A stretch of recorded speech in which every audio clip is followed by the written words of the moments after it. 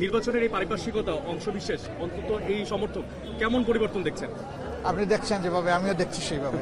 আচ্ছা, মানুষের এই যে ভালোবাসা, আল্লাহু আকবার।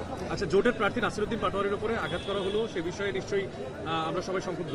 তো সে বিষয়টাতে জোটের মানে প্রধান হিসেবে আপনি আসলে কি দেখেন, দেখেন? শুধু নাসিরউদ্দিন পাটোয়ারি কেন, এর আগে আদিবের উপরে হয়েছে, আমাদের লোকদের উপরে জায়গায় জায়গায় হয়েছে, এমনকি মা বোনদের পেটে লাথি দেওয়া হয়েছে।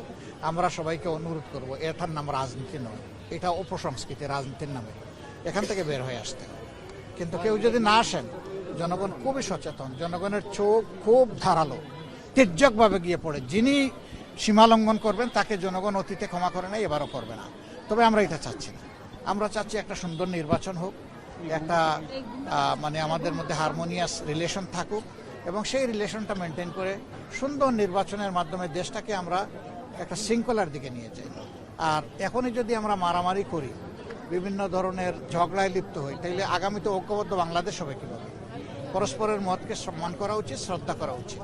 আগামীতে আমরা একটা ঐক্যবদ্ধ বাংলাদেশ দেখার স্বপ্ন দেখি, এবং আমরা কাউকে দূরে সরাই দিতে চাই না।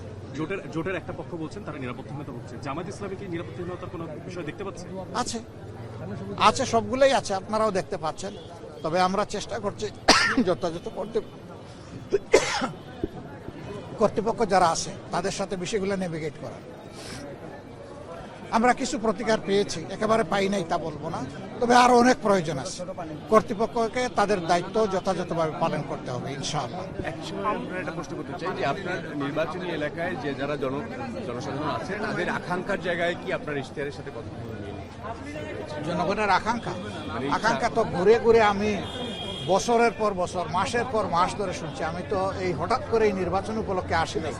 তো আকাঙ্ক্ষা খুবই উচ্চমানের, আর আমরাও তাদের প্রতি কমিটেড যে ইনশাআল্লাহ আকাঙ্ক্ষা পূরণ আমরা করব। কালার এক্সপার্ট এবং ডার্ক স্যাপ সমৃদ্ধ অরিক্স অ্যাডভান্স ডিটারজেন্ট পাউডার, আপনার লন্ড্রি এক্সপার্ট।